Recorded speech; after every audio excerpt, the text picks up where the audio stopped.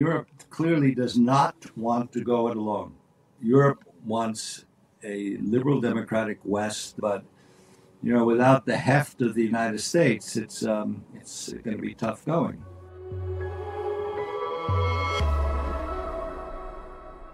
This is The Rip Current. I'm Jake Ward. This podcast is about the invisible forces that have us in their grasp. We each week have guests on that talk to us about everything from business to tech to politics and the ways in which it is invisibly shaping us and in some cases sweeping us right out to sea.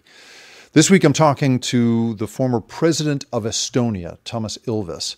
He was the head of Estonia from 2006 until 2016. And in that time, he engineered a miraculous change that turned that country from one that was really suffering after it had emerged from Soviet control into today one of the top and most technologically sophisticated liberal democracies in the world. You will be astounded at what it is possible to do just on your phone in that country, and the ways in which the trickle-down effects have included things like making it one of the least corrupt democracies in the world and one of the friendliest to press freedoms. It is a truly inspiring story speaking to him, but he, of course, also has some pretty dark thoughts about what's coming now that President Trump seems to be cozying up to the president of Russia and getting involved in somehow making an enemy of Europe after nearly 100 years of alliance. All of that is coming up on The Rip Current. I hope you enjoy this hour-long conversation with Toomas Ilves. Toomas Ilves, thank you so much for being here on The Rip Current. It's great. Great to see you again. I want to start with just defining.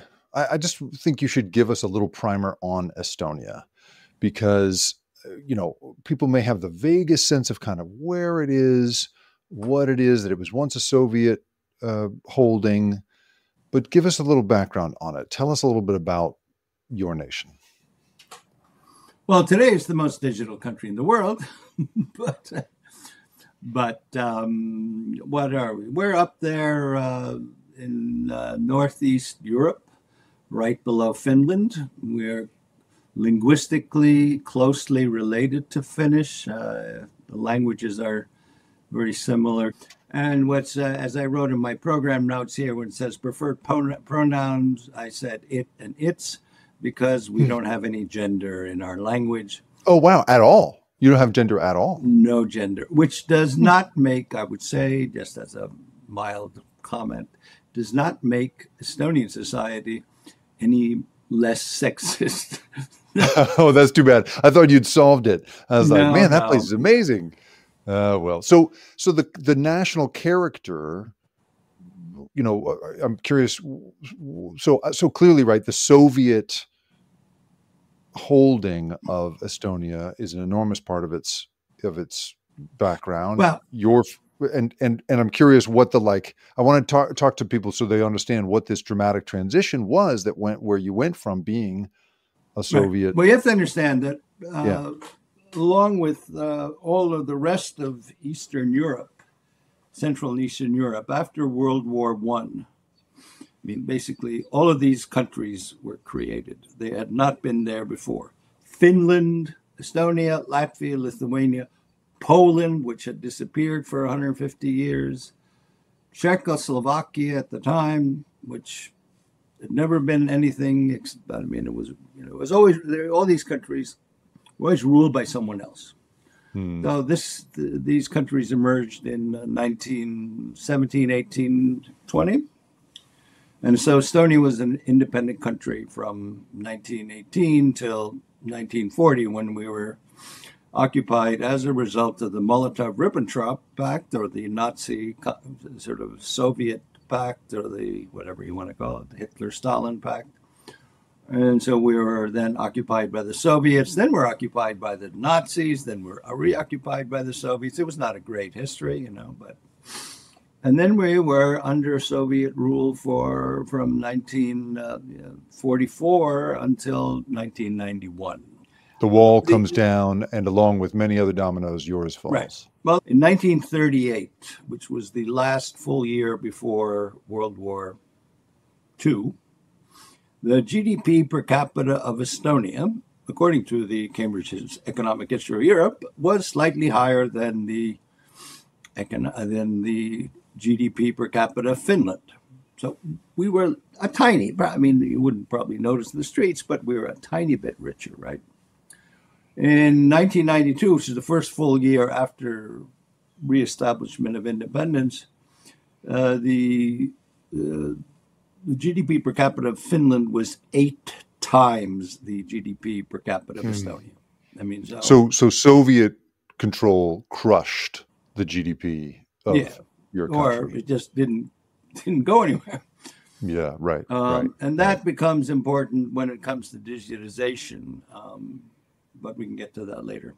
Well, so and then your family escaped Estonia to the United States. Well, my parents were kids, basically, teenagers, and they independently of each other went to Sweden, where there were some 30,000 Estonians, and they got married, and then they had me, and then my father got hired in the U.S. because he was an engineer, so there was lack of engineers. So in 1957, I came over to New Jersey, which has remained my spiritual home ever since then. This is the thing, you guys. When you listen to the former president of Estonia and you think to yourself, wait a minute, why does he seem like a guy who'd be so comfortable folding a piece of pizza in half? It's because he spent his childhood. I must admit, that guy. I worked very hard to get rid of the Tony Soprano accent that I had. When I used to talk like this with the dentalized T's. You were that guy, really? You had that accent for years. Well, then what happened was when I was in college, I had a professor who doubted I had written a paper. And then, so he called me in. Because of your accent. Clearly a guy with your background would not have been able to write this paper. I was explaining, sorry. I mean, it was something in just philosophy, excited. I don't remember. But anyway, I'd written a paper. He's like, well, this is like really a great paper, but... So he sort of basically quizzed me and interviewed me, I mean, on the paper that I had written, and then he realized that I had in fact written it. And then he said, Ilves, you're a lot smarter than you sound. Or actually what he said was, you're not as dumb as you sound. Oh, wow. At which point I said, I think I'm going to work on my accent. Wow. And so you took elocution or something? No, I didn't. I have an ear for, You just started to work around it, which is amazing because you're a guy you speak, 5 languages? And so that's amazing. To varying degrees, right. But I was already, my first language was obviously Estonian. I spoke a little Swedish, but I lost that. I spoke fluent Spanish because I just liked Spanish, and then I spoke obviously English, and so. And so being a kid growing up in New Jersey, was the family expectation that you would go back to Estonia someday, or did you develop that? Well, I guess my parents had that expectation right after World War II. But that didn't. The Cold War came on. It was hopeless. So they had given up. And my whole attachment to Estonia was largely cultural. That is, I really liked Estonian literature, which I found much more interesting than. Contemporary Estonian literature I found much more interesting than the contemporary sort of 1970s literature of the United States. The exception of it spoke to some lost part of you. That's interesting. It was dealing with much more interesting issues, such as the loss of the language. What happens when a culture loses. It's not uniquely Estonian. If you read Milan Kundera, he talks about this in a number of his books and his essays. He talks about the loss of a culture under Soviet domination. He brings example how a cafe that had always been a cafe, some local cafe suddenly is called the Cafe Moscow, and how and in fact it was quite surprising. It turns out that Czech intellectuals called the process of destruction of a culture by the Soviets, Estonizace, which would be in Czech. In English, it means Estoniazation. Huh. Which Wow. means You guys are the benchmark for sort of. And being so much of crushed. Estonian literature is precisely about Hmm. the loss of the culture and the language. And so anyway, so I mean, I just found that much more interesting, the kind of the angst of your average American poet. Right. And so when do you go back? I mean, you worked as a journalist, you were a diplomat. As I Well, understand it, you were the leader well, of a political party. Like when did you well, go back and start this new I life? went back much later. I mean, what happened was because I had written about Estonia and stuff, political stuff, and sort of analysis. I was recruited by Radio Free Europe in 1984 to work in their research and analysis department as a research analyst, which I did for 4 years, and then they asked me if I would become the head of the Estonian service, which was the broadcast end of things.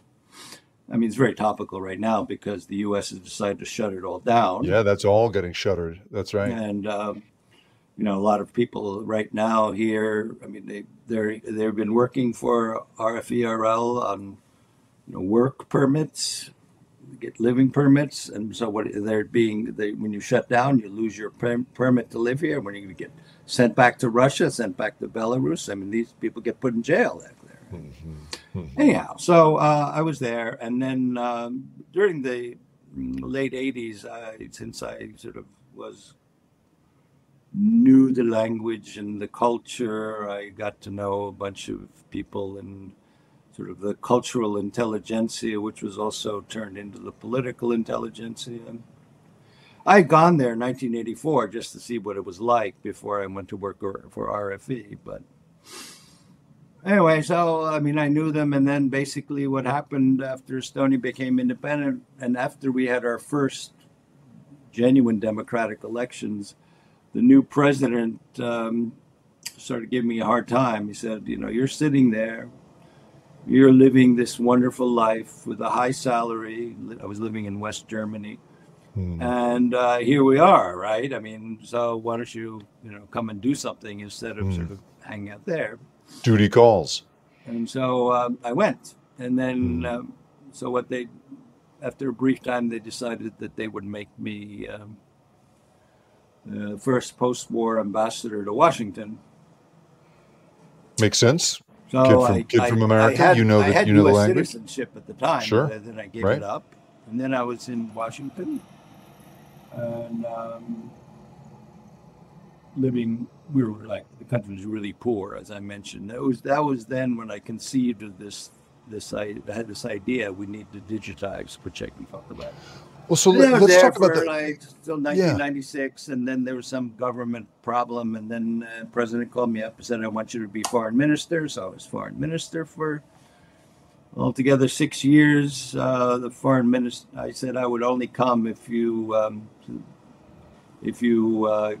give me a free hand to take us into the European Union, which I had which was not the general understanding in my country that we should go in the European Union, but I had figured out from my time in Washington and talking to lots of people that the only way we would ever get into the European Union would be, the only way we'd ever get into NATO was if we were in the European Union, because then the countries that were against us to get into NATO, Germany, Italy, France, UK at the time was a member, they would veto us for going into NATO. But if once you're in the EU, you can't really veto another EU member. So I said, we got to go there. So that was my little strategic insight. This transition that you were there for, I remember, so you and I know each other from having been fellows together at the Stanford program called the Center for Advanced Study in the Behavioral Sciences. And I remember when we were there together, you describing to me how stark the contrast was between the sophistication and ambition of Estonian people and how that got to blossom all of a sudden after Soviet control went away versus what it had been like before. And I remember you describing to me something about the person who who wrote the Constitution, what that guy had been doing even a year prior. Prime author, well, I mean, the people who wrote the Constitution, there are several, but I mean, one had been sort of, he had been a dissident who had been sort of shoveling coal into furnaces because he was literally did that job. Yeah. Was a guy he was a stoker, right, and then he winds up writing the Constitution. Well, I mean, he was a brilliant legal scholar. It's just that right. And then another one of them, which was sort of typical of Estonians, was the other primary author was a person who arrested by the Nazis, sent to a concentration camp in Germany, Stutthof. Then when the Sovs came and liberated him, they already knew who he was. I mean, because he had been arrested. He was arrested because he was trying to work on, Estonia. I mean, I don't know, sort of he was a sort of anti-Nazi, but as an Estonian sort of. Right, he's on the troublemaker list. Right. Sure. So they kept him there for another 3 years in the same concentration camp. Wow. But he was another sort of really well-known legal scholar. So it was, we had these, and they drew up a constitution, the sort of classic parliamentary democracy, with a prime minister and a parliament, and if you don't like the prime minister, he gets canned. Yeah, but that transition is so amazing to me, right? That you've got this, like, there's no clearer argument to me that the Soviet system was holding brilliant people in stasis, freezing them in place, than what you describe there. That it can't be a I mean, you had always said it can't really be a meritocracy under that era of Soviet control. It was an ice age. Well, not that I would want to draw any parallels, but hit me, go for it.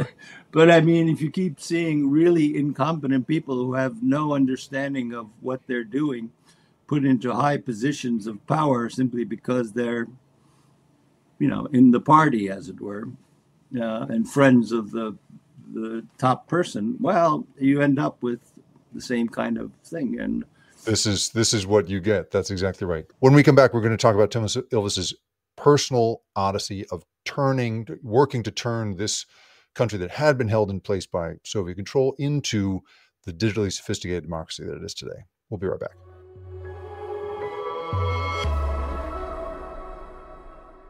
You became president in 2006, but you had already been working on trying to modernize Estonia, bring it into the digital age. Tell us about this. What was your ambition and how did you do it? Well, I had no ambition. It was more that, as I mentioned, Estonia is really poor. And I was this ambassador in Washington, and sometimes we wouldn't get money to even pay the rent, and we're living on credit cards and stuff. And everything looked really dire because we were so poor, right? I mean, okay, we were independent, but, the GDP per capita was $2,800 a year nominal. I mean, a year. Wow. So, and what does that look like in life? How does that reflect itself in like street life, village life, city life? Well, first of all, everyone's very poor. Clothes are ragged and old, and cars are old Soviet cars, and nothing has been fixed, and the buildings are all dilapidated. So I was sitting there going, well, what are we going to do? I mean, and so it was that statistic that, the point is, you look at Estonia, where Estonian was, it's independent, and then you look at the West. And you realize the West has had 50 years to do all this, highways, new hospitals, whatever. Everything has been built for 50 years, and you're there, and like you're in 1944, right? And so what I thought was, well, there's got to be something where we can be at least on a level playing field. And so the background to this was that since I grew up in New Jersey in this little town, I became a geek. I became a geek because I had a math teacher who was doing her PhD in math education at Teachers College, Columbia. And so she did this little experiment, which was her issue. This is 1971. She goes, "Can we teach kids to code or to program?" So it was like a year-long experiment. She rented a teletype with a perfo tape in it, and this big telephone modem. You stick your phone receiver into it, and then it was connected to a mainframe computer 30 miles away. And we learned BASIC. It was so new. BASIC had just come out the year earlier. So there we were. We all learned BASIC. This is great. This is no big deal. This is kind of fun, but And so there were 11 of us, all of whom I think, except for me, are millionaires now, in tech millionaires. But that's a different matter. Right. Anyway, back then they're making like karate games and saying go to 10, run 20. That's what we were. Yes. Yeah. But at the time, it was nothing except, when I went to college, I saw a little 3x5 ad looking for a programmer for the psych department. And when it turned out it was the first lab computer that you could buy. It was a PDP-8. It was called PDP-8 because it had 8K of memory, which is less than an empty email. I bought my first Apple IIe in 1983 just because, And then a friend of mine from Radio Free Europe who knew I was kind of geeky said he had gone off too after the fall of the wall. And he sent me an email saying, you might be interested. This is kind of a cool thing. And what it was he was a professor at the University of Illinois, Champaign-Urbana. And Mark Andreessen was a graduate student there, and he had just come out with Mosaic, the first web browser ever. Now, unlike today, the first visual interface really for this kind of thing. I had to go to Radio Shack, and I bought this big cardboard thing with 7 floppy disks in it for like $29.95 or whatever it was then. And I uploaded the floppies and then opened it up, and I go, wow. This is it. This is it. This is the one thing where no one's ahead of us. No one's behind. We're at the cutting. We are where, if you do this, then you are exactly where the world is today. It doesn't matter that we're driving old crumbling Lada cars and that the timber's all dilapidated, because we can use technology to catch up. Right. And of course, it helps that we had Finland up to the north, which had Nokia. So that was so there was this understanding in the population that tech is kind of cool. And so then I proposed, I figured also, this is never going to fly with older people. So I said, okay, the key to this is that we put all the schools online and give them computer labs. And now this is where Estonia at that time comes in. It was since we were starting up, we had done all these reforms that were kind of unheard of. And so there was this willingness to do new stuff among the people who were in government. And so the government, I proposed that, let's digitize schools. And I said, okay, what we do is if you want really to work, you just don't buy computers for them, but they have to, municipality has to pay for half. So it's got skin in the game. Initially there were a couple of schools. And then, of course, that great motivator, envy, kicked in, because it was we have a local government. It's, basically local governments. Local government has a math teacher who convinces the Board of Ed that we should spend money on getting a computer, room in the school. And so they would, and then all of the municipalities around there, they would say, why do they have that? And so that meant that by 1997, 98, all Estonian schools had computer labs and were connected. And the idea was that, okay, we didn't have enough teachers, but these kids are going to learn it by themselves. You put a kid behind a computer and it's just going to take off. So do you think that is there something psychologically now? Because, obviously anybody listening to this is going to think, okay, wow, this is like a path forward. This could be a thing, and I wonder if you think there was something specific psychologically going on in that this was a newly liberated intellectual class. Was there like a motivation, a self-starting kind of psychology Yeah, that maybe it was was unique to the there. moment? That was very much there. I mean, this is because this was something cool and Western that Estonians could do, that Estonian kids could do, right? I mean, and it After had, being prohibited, I'm sure, from learning anything other than the party line. well, they didn't have computers. I mean, they didn't have, Sure. they Right. didn't have PCs. That's it. Right. So then what happened was that the government got serious about using digital technology to develop public services. So the government did a whole bunch of things in the late 90s, early 2000s. They issued everyone an ID card with a chip on it, which then allowed you to do two things. One is it's a unique identity. I mean, everyone has a unique identity, and it was end-to-end encrypted, which meant you. And this is what year? How? 2000. That's amazing. That is very early. I remember around that time traveling to Europe with my magnetic stripe credit card and being in some cafe in France or something and trying to pay for a drink or something. This is way and the guy said, no, we don't use those kinds of cards. He was so But that's like, magnetic. We're talking about a chip, right?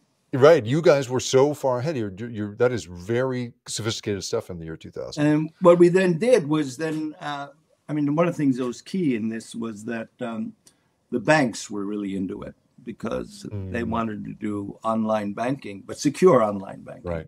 And right. I'm sure that it was like a cash world when the Soviets split. I can't imagine banking was very sophisticated. Yeah. Sure. So you have two-factor authentication, end-to-end encryption with a unique identity. That's all you need, right? And we started developing services. Where we started off was taxes, which is, everyone hates taxes, right? So we made it so it's really easy to do your taxes. I mean, it takes So this is the one that's going to blow an American's mind.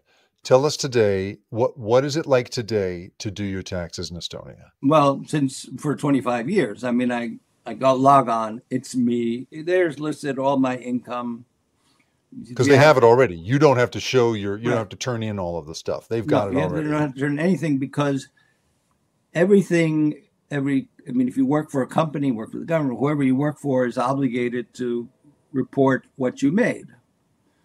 And of course, then, and whenever if you make a charitable donation, of course, the charity reports, we got this much money from this guy. So everything that you've done that is either in terms of income or sort of charity or sort of, whatever 501k company, whatever they call it. Yeah, sure, right. I mean, whatever it is. No, it's not 501k, but it's any money that has exchanged hands has been recorded in some form. Right.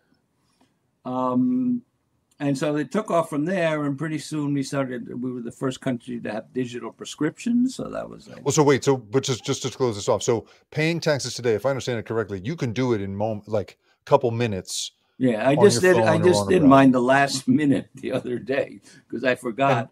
And as I go in there and I just say, "Do you accept?"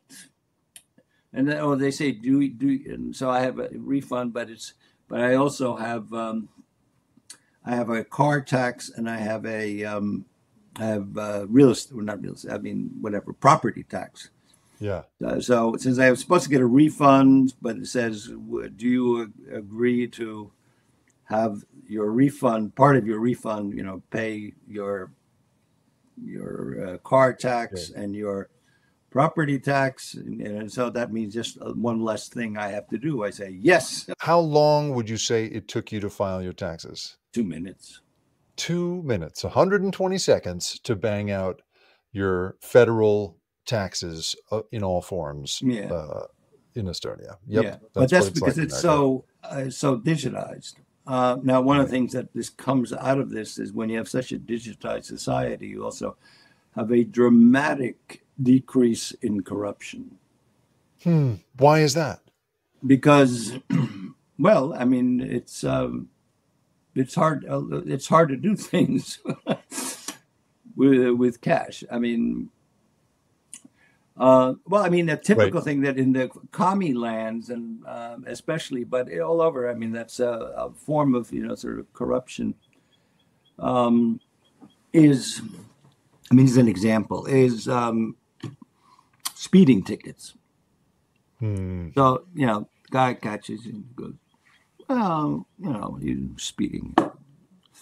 And say slip him a $5, right?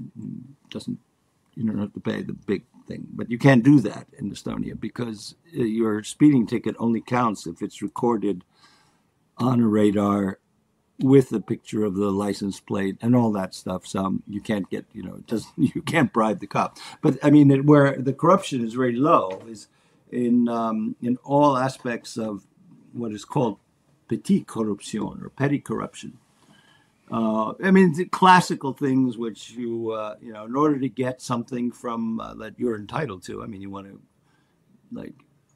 to see a doctor, or you want to get a permit to dig a hole or something. You go to the bureaucracy and then say, well, I mean, it's going to take you 6 months, but and then you say, well, here, take some money and we'll move this along for you. Right.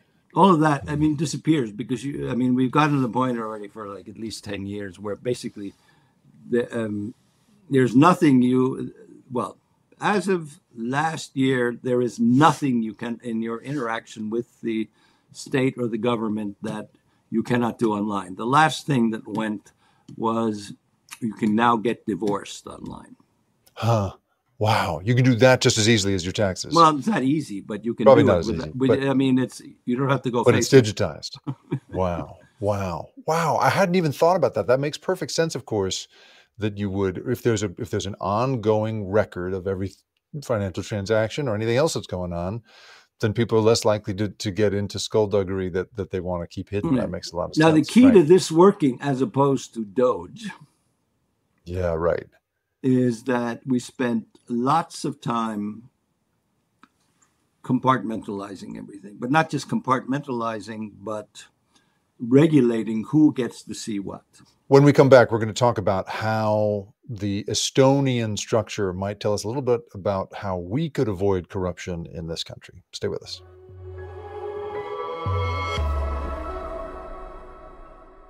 Okay, so you begin compartmentalizing the different agencies in Estonia and keeping them separate. It's more than that. Tell me, how does this work? The way to think about it is this: it's a huge Christmas tree. And my health records are a little Christmas tree ball here. Your health records are a Christmas tree ball over there. So those are health records. They're tied to me. And over here are my bank accounts. Or here are my traffic tickets. Your traffic tickets are over there. Now, that means that you cannot get a database where you get everything. So I can access my say health records. I can access my bank records. I can access whatever it is that I want to access that is tied to me, I can get. Now, only my doctor is authorized to see my medical records. No one else can see my medical records unless they're authorized by me.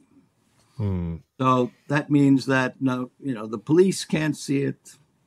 No one. I mean, you have to have permission to see it, and so that was the hard part. The technical stuff is easy, but actually figuring out what are all the firewalls. And so, I'll give you an example. People say, we don't want to digitize because it reduces privacy. Well, the example I bring is Michael Schumacher, who was the racing car driver. Oh, yeah, Michael Schumacher. Yeah, sure. What happened to him was he had this horrible skiing accident. I mean, he's never raced again. But he's like such a big, sort of figure. within hours of his accident, the largest yellow newspaper, Bild in Germany, had his skull X-rays and all this stuff. That could never happen with us because whoever we know exactly who accesses the records. Whereas if a paper record, someone can go in there, sort of make a quick photocopy, put the X-ray back, send it off the photocopy. You can't do that. So that's where we've, and the thing that really makes it good, work well, is we have what I call it mutual reciprocal transparency.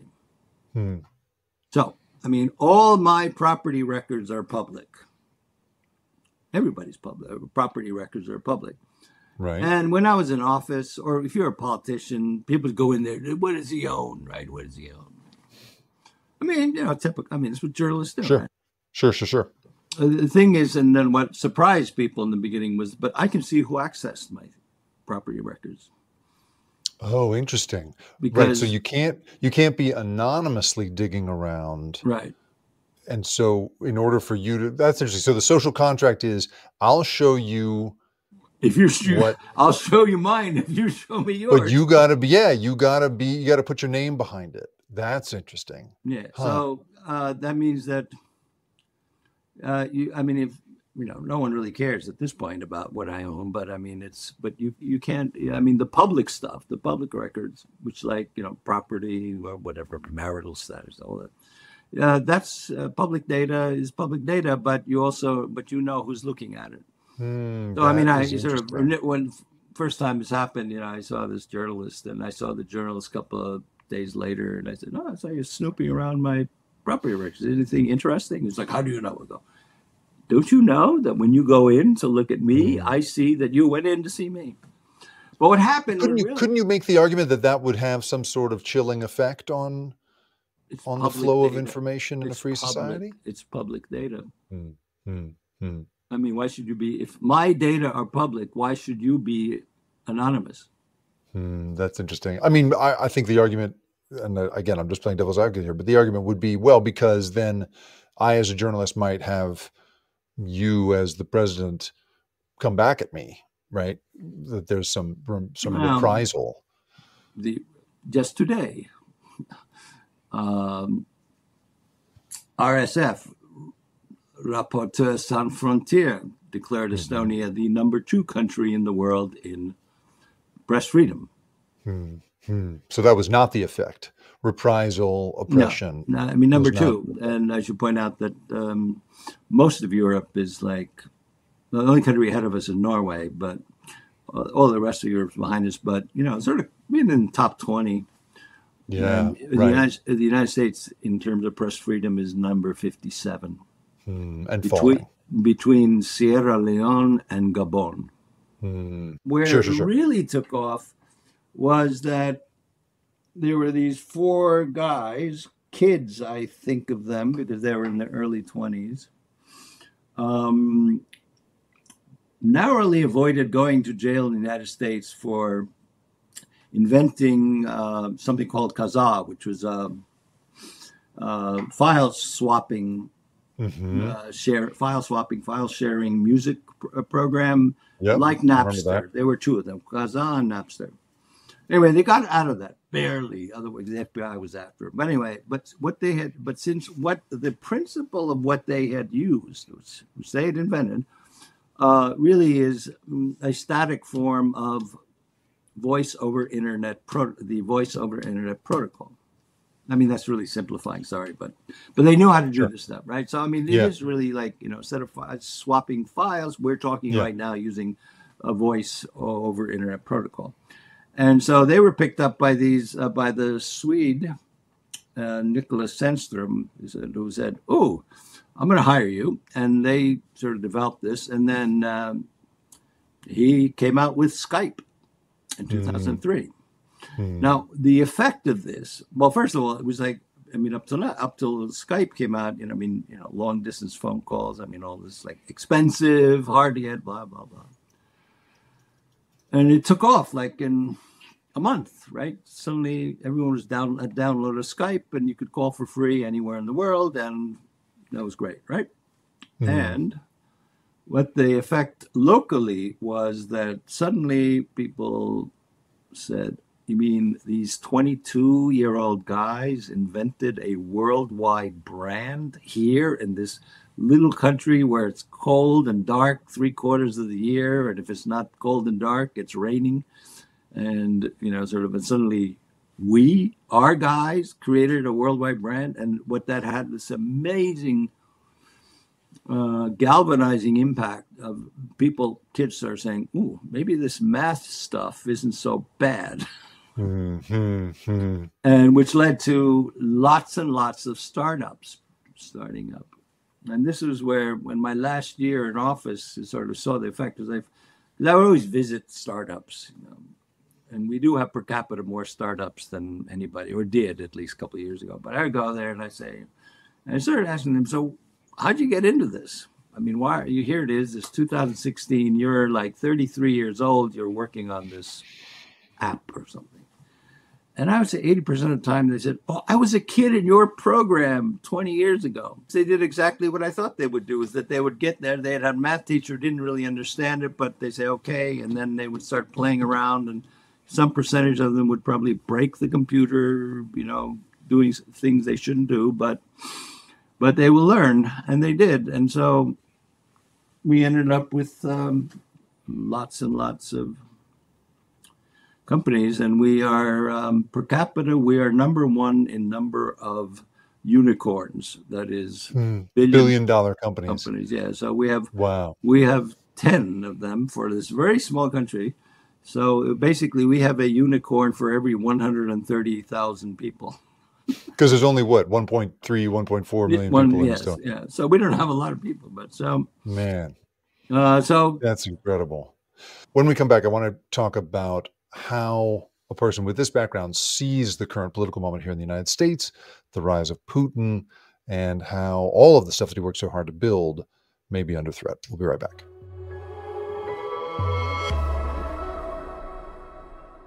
Those are the two things that I'm proud of in my life. One was getting my country into the EU against all odds. I mean, that was really, at that time, against all odds. And then it's kind of weird digitization thing. Given the victories that you had in your public life in Estonia, I have to assume there's a real contrast between what you thought of, and how an Estonian back then might have thought of the United States as this kind of world leader and a thing to hope for, and all these things. I mean, basically, today, what's the contrast like? Well, I mean, for people under communist rule, it's no joke. It was the shining city on a hill. The United States was. Yes, liberal democracy was, the thing, and no one was as good at it as the United States, and on top of that, was powerful. So, I mean, this was like right. I mean, and the U.S. defended liberal democracy. And so, and what makes it hard for me personally is that, I was probably a bigger fan. I mean, this is typical, right? I mean, as a child of refugees, you value the freedoms of the United States far more than people who just grow up and take them for granted. Because, I mean, people like, what do you mean mass deportations? Right, unimaginable to a modern day American, and yet, or people my age when I was much younger. I mean, my age being arrested for what they said. I mean, what?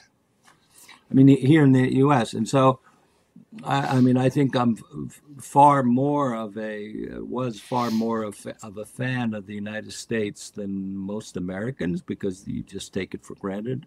Far more than Western Europeans, I thought. I mean, Eastern Europeans, you talk to a Pole or a Czech or Estonian. I mean, they have they really sort of hold the U.S. In high esteem. Yeah. My whole goal was to get Estonia to be an open liberal society.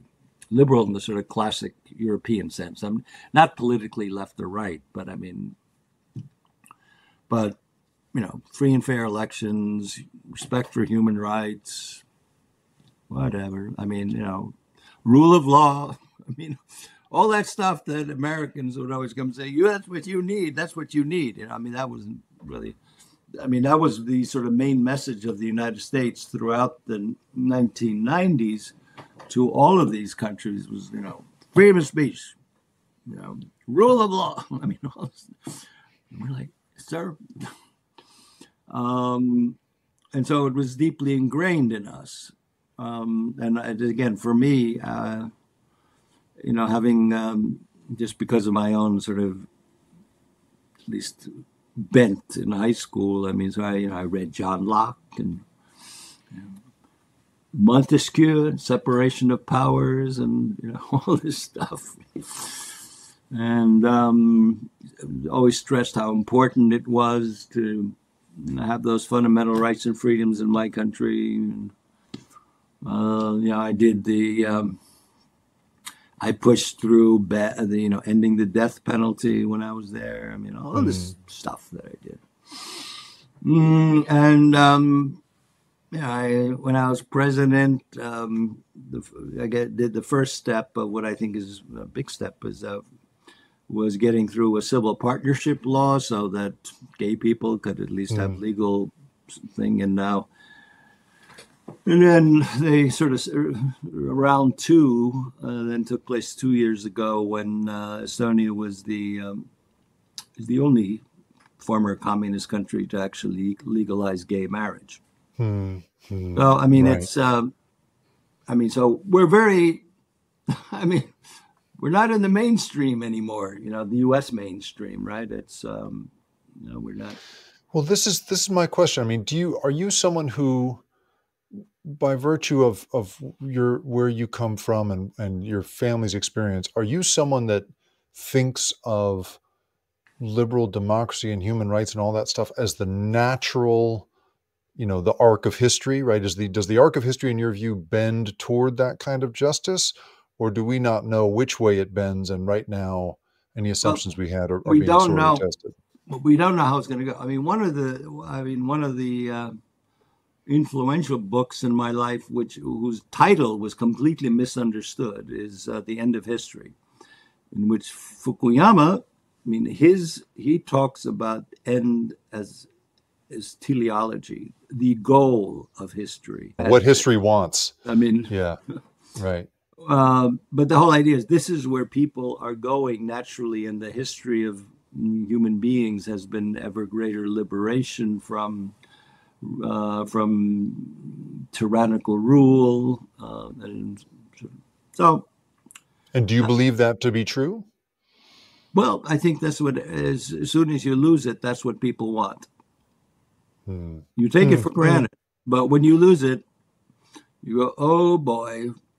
Right, you want it back. That's interesting. So maybe that's part of the gravitational pull toward that. Right. Maybe that's why the arc of history could bend that way, is because we want it naturally. Well, you don't miss your water until your well runs dry. Yeah, I think the bird sang something like that. Right.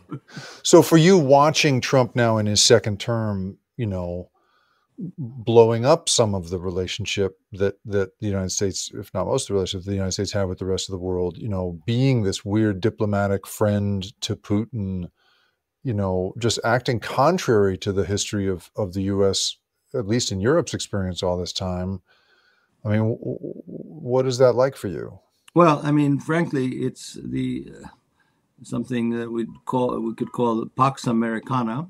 Basically, the United States set the course for a liberal democratic world already beginning in 1944, when it set up the Bretton Woods institutions, the World Bank, the IMF, and the General Agreement on tariffs and taxes, realizing that the big mistake after World War I was that it let the economies collapse. So that was the first thing. 1945, the fundamental sort of principle, they set up the UN, the US did that. 1945, the principle that you cannot change borders through use of force or even threat of use of force, which is in the Charter of the UN. The fundamental principle of post-1945 life. On top of that, then you had the Marshall Plan, you had which basically got at least Western Europe going. When the and the U.S., is showing how much it was willing to defend liberty. It was the Berlin airlift, right? And then you had the socialist foreign minister of the UK, Bevan. I emphasize socialist, very left-wing guy. Noticing that in Eastern Europe, in Poland, Hungary, Czechoslovakia at the time, you had 1948, you had all these coups by the communists. And, worst case was in Czechoslovakia, where they threw the democratically elected government out the window. It's a defenestration, the second defenestration in Prague. The first one was when the Jan Hus and the Protestants in like 1400 got defenestrated in Prague. Anyway, he wrote this letter to Truman and said, look, we're all under, can we do something? So they created, that's how you got NATO. And then with considerable U.S. Encouragement, especially because the Europeans were like getting not so nice to each other anymore. They came out, Robert Schuman basically said, okay, we need a European Union. And originally it was called the Coal and Steel Community, became the European Economic Community, basically reducing tariffs and trade barriers. And it's grown, through the decades to what it is today, which is almost a state, but not quite. With a foreign policy, with all kinds of, common trade policy, all these things. And all of this is a creation of the United States. Right. And now, U.S. is, which had always pushed for trade, free trade. Even before World War II. The U.S. has been sort of like the free trade country all along. Right. Not backed off that. It has always taken a harsh position on authoritarians, always promoted democracy. Rule of law has always been a crucial thing. That's all the stuff that we heard when I was an ambassador, when I was foreign minister, the U.S. ambassadors, rule of law. Free and fair elections, that's what we need. It's not just Estonia. Everybody got that same lecture. Sure. For years. And so, we said, good idea. Right. Seems to work well for you. Let's go. Right. Right. And so now we have, my country, I look, it's one of the most open, liberal, democratic societies. Again, I have to keep saying to American audience, when I say liberal, I do not mean, left or anything. It's liberal meaning sort of open. You won't be thrown in jail for what you say. Right. Right. So now it's kind of harsh to look at this. Why would you befriend like nasty people like Putin? The war in Ukraine is clearly a violation of that most basic tenet that has kept the world, kind of at peace since 1945, that you don't invade countries. In 1990, the United States, with the UN mandate, invaded Kuwait, which had just been invaded. Invaded Kuwait, liberated Kuwait because Saddam Hussein had invaded a country, and the U.S. said, "No, you don't. We do not invade countries." Right, and it's not as if Kuwait was a NATO member. This was just right. Yeah, just they had an economic interest there, but that's right. So on the broad principle that you don't invade other countries was something that the U.S. was prepared to enforce. Right. So all of that seemed kind of. It seems kind of odd these days. Yeah. And for you, does the friendly behavior toward Putin? You're just someone who's observed. You've lived right on the edge of that. Right. We don't. Russia all this time. What does it look like to you? The new weird friendly relationship that we seem to have with Russia. Well, I guess I'd say the feeling is that. When it seems clear, especially if you look at like J.D. Vance's speech in Munich, attacking the Europeans and not saying a word about Ukraine, and some of the stuff that came out in the Signal signal dialogue. I mean, it's like there's a real hatred of Europe, whereas kind of you know, you believe everything that Putin says. I mean, that's what, Witkoff comes back and says, well, he said this, he's repeating absolute lies from Putin. Doing Putin's propaganda work for him. And so we're kind of, we get nervous. And of course,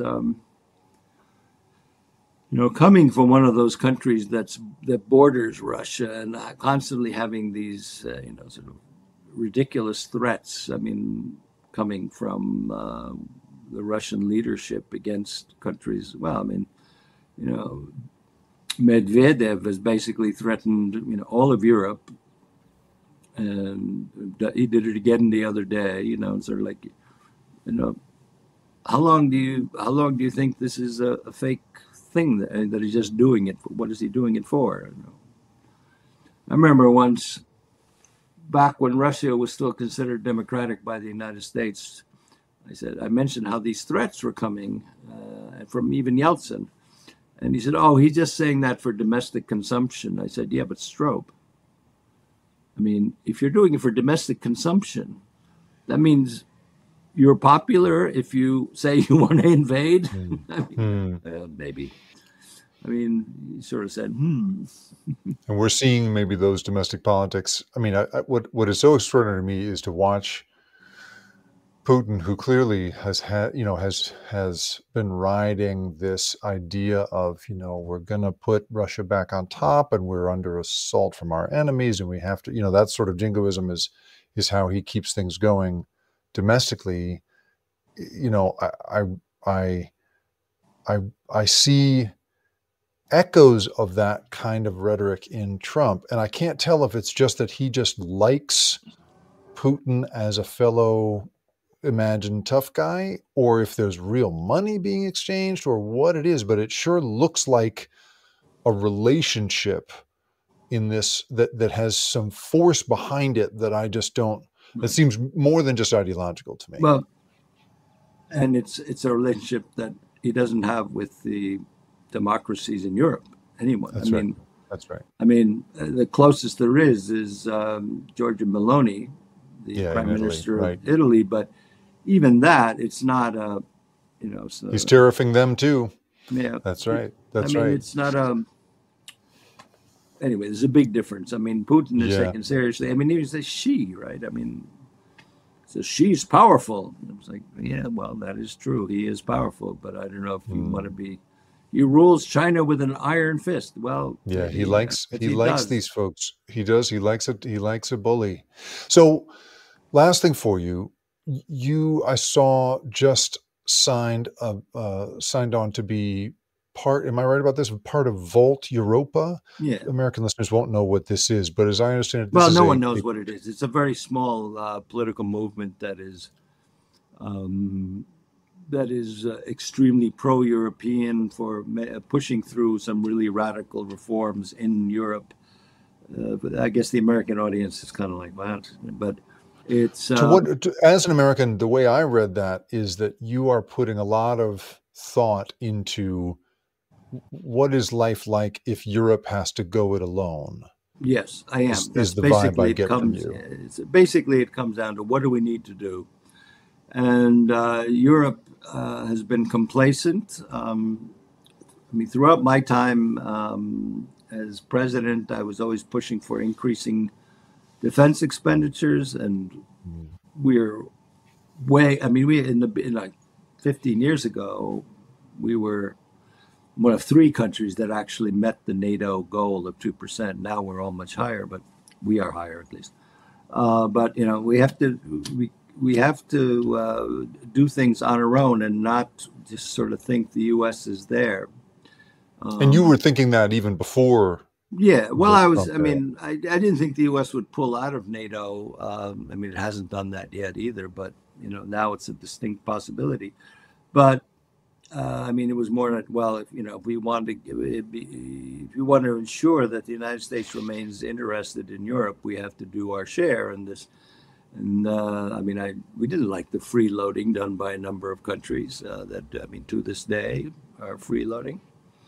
But there are big, whole other reforms that need to be undertaken in the European Union for it to be able to compete in this world. I mean, again, to come back to what we started with, Europe is a disaster when it comes to tech. Yeah, we are extremely advanced, but most of Europe is really way behind. And we don't have, and all my work was actually in the public sector, digitizing the public sector. And the difference is, to really circle around. When I was at Stanford, I wanted to, my younger daughter came out and I wanted to register for her for high school. And so first I had to get my electricity bill. And then I had to drive down to the school headquarters with all the vaccination certificates, my passports, my various documents that said I could. In person with the paper. Right. And then I went there, and then you take a number, and then you wait until you're called.